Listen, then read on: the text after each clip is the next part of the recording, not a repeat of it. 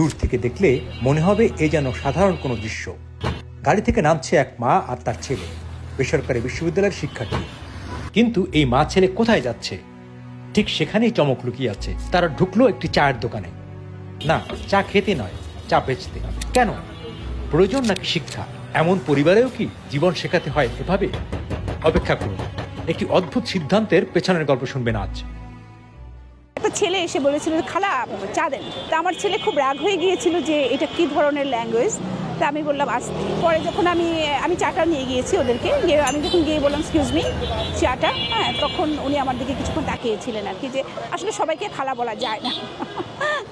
এরকম টুকিটাকি অনেক অভিজ্ঞতা আছে। দিন দিন কঠিন হচ্ছে, কিন্তু দুনিয়া কঠিন হচ্ছে। আমি একটা বিজনেস করি, এইটা নিয়ে যদি আমি বসে থাকি সন্ধ্যাটা একদম ফ্রি টাইম যায়। তো এই ফ্রি টাইমটাতে আমি একটা কাজ করলাম, প্লাস আমার ছেলেটাকে আমি বাস্তবতা শেখালাম, টাকা কত কষ্ট করে আর্ন করতে হয়। ও রাইফেলস থেকে এসএসসি করেছে, শাইন থেকে ইন্টার করেছে, এখন ইউনিভার্সিটিতে আছে।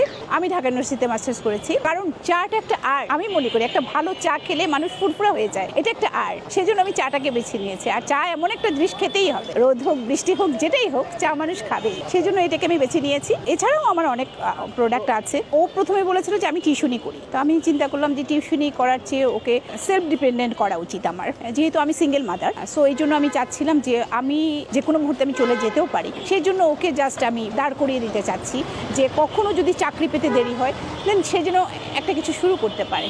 হ্যাঁ, এটাই ছিল আমার উদ্দেশ্য। আমি মনে হয় সব, কারণ ওর যখন পরীক্ষা থাকে তখন ও আসে এখানে বসে পড়ে, তখন আমি চা বানাই। হ্যাঁ, ওর যখন পরীক্ষা থাকে না, ম্যাক্সিমামটা ও দেয়, আমি ডিরেকশন দেই, জাস্ট ওকে অ্যাক্টিভ করে তোলা। না না, গাড়ি আছে গাড়ির জায়গায়, বাড়ি আছে বাড়ির জায়গায়, কর্মটা এখানে। হ্যাঁ, আমি এখানে কর্ম করছি, আর গাড়ি থাকতেই পারে, কিন্তু তাই বলে যে আমি কাজ করবো না তা তো হয় না। অনেকে সমালোচনা করেছে যে গাড়ি দিয়ে চা বেচতে আসে, আমি এসব কেয়ার করি না কখনো। পাঁচে লোকে কিছু বলে এটা আমি করি না, কারণ ওকে শেখাতে হবে যে গাড়ি থেকে নেমেও তুমি রাস্তা ঝাড়ু দিতে পারো, কারণ এটা তোমার কাজ। হ্যাঁ, কাজকে সম্মান করতে শিখো, তুমি নিজেই সম্মান করতে শিখো, মানুষকে বোঝাও। ও ইংলিশে অনার্স করছে, যে ইংলিশে অনার্স করা একটা ছেলেও চা বিক্রি করতে পারে। হ্যাঁ, মাস্টার্স করা একটা মাও চা বিক্রি করতে পারে। আমি কিন্তু একটা বিজনেস করি, তাই বলি যে আমি রাস্তার পাশে কিছু করতে পারবো না তা কিন্তু না। পরিবারের লোকজন আসলে আমার স্বাধীনতার উপরে কখনোই হাত দেয়নি। আলহামদুলিল্লাহ ভালো আছি।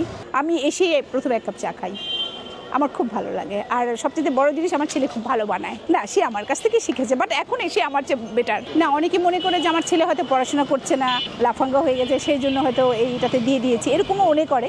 কোনো অসুবিধা নাই, বৃক্ষের নাম কি ফলে পরিচয়। হ্যাঁ হ্যাঁ, এরকম বলে যে আজকে বিক্রি হলো না, বলেছিলাম না এসো না আজকে বিক্রি হবে না। আমি বলি যে না, এটাই নিয়ম, ব্যবসায় লাভ আছে লসও আছে, দুটাই মেনে নিতে হবে। হ্যাঁ, আমি ঝড় হোক বৃষ্টি হোক যাই হোক আমি আসি। আমার কথা হলো যে আমি সন্ধ্যার পর থেকে আমাকে পাবে। আমি সলিমুল্লাহ রোডের পানির ট্যাঙ্কি মাঠের কাছে আছি। আমরা মা ছেলে চা দিচ্ছি, চায়ের সাথে সাথে অন্য অনেক আইটেম দিচ্ছি। হ্যাঁ, সবাইকে আমন্ত্রণ। হ্যাঁ হ্যাঁ, আমার সাথে এসে কাস্টমার অনেক গল্প করে, আন্টির সাথে বসে একটু গল্প করে যাই। হ্যাঁ হ্যাঁ, এখানে না আসলে অনেক কিছু আমি বুঝতাম না, এখানে এসে অনেক কিছু আমি নিজেও এই বয়সে আমি শিখছি অনেক কিছু, প্রতিদিন আমার ধারণা হচ্ছে। হ্যাঁ, প্রতিদিন ধারণা হচ্ছে। আমরা অফিস করতাম, অফিস পর্যন্তই দেখা যেত সীমাবদ্ধ। হ্যাঁ, এখন সব ক্লাসের দেখা মহিলাওরা এসে আমার কাছ থেকে চা খায়। হ্যাঁ, আবার দেখা যায় যে সেক্রেটারি সেও এসে আমার কাছ থেকে চা খায়। আমি আসলে এটা এনজয় করি, আমার ভালো লাগে। একটা টাইমে টাকাকে সম্মান করতাম না আমি, এখন টাকাকে আমি যথেষ্ট সম্মান করি। আমাদের জেনারেশনে ম্যাক্সিমাম ছেলেপেলে হচ্ছে খুব জাজমেন্টাল। আমার সমবয়সীদেরকে আমি বলা থেকে একটু অ্যাভয়েডই করি, যে দরকার নেই থাক। কিন্তু আমার কিছু ফ্রেন্ডস আছে যারা একদম খুব সাপোর্ট করে, ওরা আসে। ফার্স্ট ডের কাস্টমার আমার ওরাই ছিল। হ্যাঁ, ওরা ইভেন উইকে 2 বার আসার একটা আছে তাদের। ক্রিটিসাইজ তো করে, ক্রিটিসিজমও করে, আবার সুনাম মানে ভালো কথাও বলে, আবার কিছুই বলে না। আমার মা যেহেতু আমাকে ব্যাপারটা শিখাচ্ছে যে রিয়ালিটি কেমন হতে পারে। হ্যাঁ, অবশ্যই মার সাথে আমি সন্ধ্যার টাইমটা অনেকটুকু স্পেন্ড করতাম। একটা টাইম এমন ছিল যে আম্মুর সাথে আমি টাইমই পেতাম না, আমি বাসায় ম্যাক্সিমাম টাইমে একা বসে থাকতাম। এখন হচ্ছে যে আমি অনেকটুকু সময় আম্মুর সাথে পাচ্ছি, কাজ করতেছি, বিভিন্ন লোকজনের সাথে ইন্টারাকশন হচ্ছে, সব মিলিয়ে মানে খুব ভালো সময় কাটাচ্ছি। নিজেদের মধ্যে কথা হয় যে ওয়েদার যদি একটু খারাপ হয় তখন আমি একটু ডিমোটিভেটিং কথা বলি, আজকে কি সেল হবে, মানুষ কি আসবে। আবার দেখা গেছে যে ওয়েদার ভালো হলে তখন আবার বলি যে আজকে মনে হয় সেলটা একটু ভালো হবে। এই সেই আর অনেক কথা আছে, ভার্সিটিতে কি হলো, তারপরে সারাদিন কি করলাম বা কি আসো বিষয়, আগামী কয়েকদিনের মধ্যে কি করব আমরা, এরকম। হ্যাঁ, ড্রাইভের পরটা 2 মা ছেলের খুব মজারই হয় বলা যায়।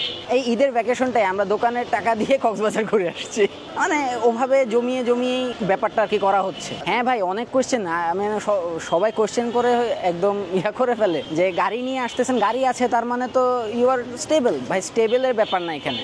গাড়ি আছে, গাড়ি থাকবে, এটা অনেক আগের জিনিস, এটা থাকবে। এইখানে করছি এটা অভিজ্ঞতার জন্য, মানুষের সাথে পরিচয় হচ্ছে, ইন্টারাকশন হচ্ছে, ভালোও লাগছে। অ্যাকচুয়ালি বুঝতে পারছি যে ইনকাম করা কতটা ডিফিকাল্ট, এটা আমি এইখানে কাজ করার পরে আম্মুর সাথে আমি বুঝতে পারছি।